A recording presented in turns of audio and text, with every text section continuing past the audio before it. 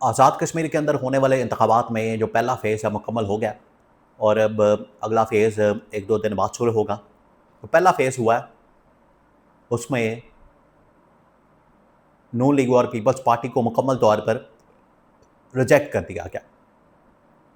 और ये जो नवाज़ शरीफ वहाँ पर पहुँचा था, मरियम नवाज़ गई थी, बिलावल गया था, बाकी जो इनकी नून लीग की पीपल्स पार्टी की लीडरशिप पहुँची थी वहाँ पर, सबको अवाम ने रिजेक्ट कर दिया। और किसके हक़ में वोट दिया, किसको सपोर्ट किया, इसके बारे में बहुत अहम तरीन मालूमात, किस तरीके से वहाँ पर धांधली की गई और वही हरबा इस्तेमाल किया गया जो 2024 के इंतखाबात में इस्तेमाल किया गया, डाके का, चोरी का, लूटमार का, मैंडेट लूटने का, इसके बारे में बहुत अहम तरीन मालूमात। और एंड पर एक और मेरे पास खबर मौजूद है, किस तरीके से नवाज शरीफ को और मरियम नवाज़ को बिलावल को वहाँ पर भेजने पर मजबूर किया गया, क्योंकि ये कुछ और ही प्लान करके बैठे हुए थे, लेकिन एंड पर इनको पैगाम दिया गया, उसके बाद इनकी दौड़ें लगी और ये वहाँ पर पहुँचे। मामला क्या, इसके बारे में बहुत अहम तरीन मालूमात मेरे पास मौजूद है, वो भी आपके साथ में शेयर करता हूँ। लेकिन सबसे पहले आज़ाद कश्मीर की आवाम ने, लोगों ने, पब्लिक ने अपना फ़ैसला सुना दिया और उन्होंने न सिर्फ नून लीग को बल्कि पीपल्स पार्टी को और जो आईपीपी को मैदान में उतारा गया उनको भी रिजेक्ट कर दिया। मीडिया के अंदर उसको बड़े अच्छे तरीके से मैनेज करके इस तरह की खबरें चलवाई गई, इस तरह की खबरें रन करवाई गई कि जिस तरह से पब्लिक बहुत ज़्यादा निकल आई है, लाखों की तादाद में मजमा लग गया है, टर्न आउट हो गया है बहुत बड़ा, वो लोग जौक दर जौक निकल रहे हैं, कतारें लगी हुई हैं, ऐसा कुछ भी ग्राउंड के ऊपर नहीं।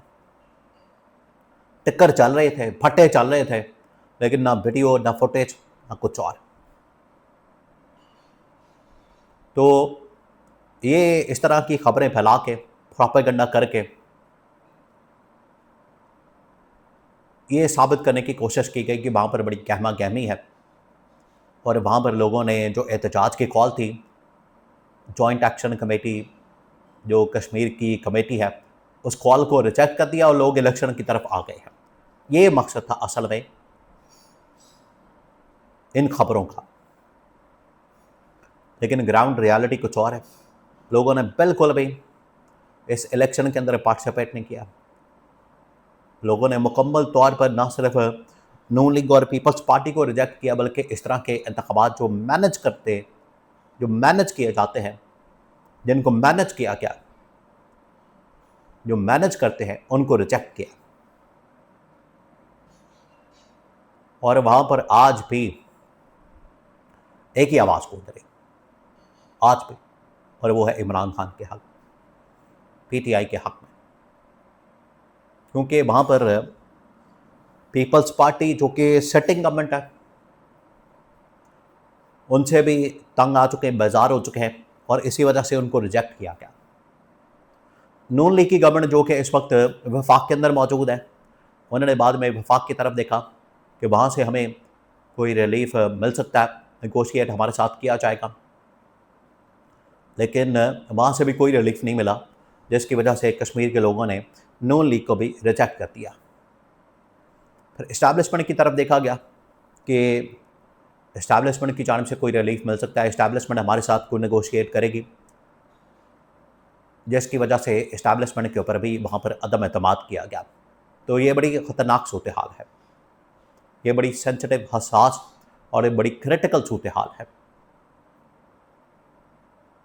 सिर्फ पॉलिटिकल जमातों को रिजेक्ट नहीं किया गया, बल्कि इस्टेब्लिशमेंट को भी, और उनकी जो जमात मैदान में उतारी गई आईपीपी, उसको भी रिजेक्ट कर दिया गया। ये सूरत हाल वहाँ पर बन गई।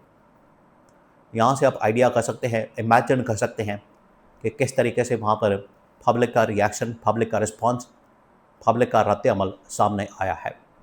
और ये जाली खबरों से आप प्रोपेगेंडा करके इस हकीकत को बदल नहीं सकते। अब ये क्यों गए बिलावल, नवाज शरीफ और मरियम नवाज, इन्होंने इस्लामाबाद के अंदर एक डील कर ली, मुकबला कर लिया, ख़ास तौर पर नून लीग वालों ने, कि आज़ाद कश्मीर के अंदर अब हमें गवर्नमेंट दी जाए, आज़ाद कश्मीर के अंदर अब हमें हुकूमत दी जाए।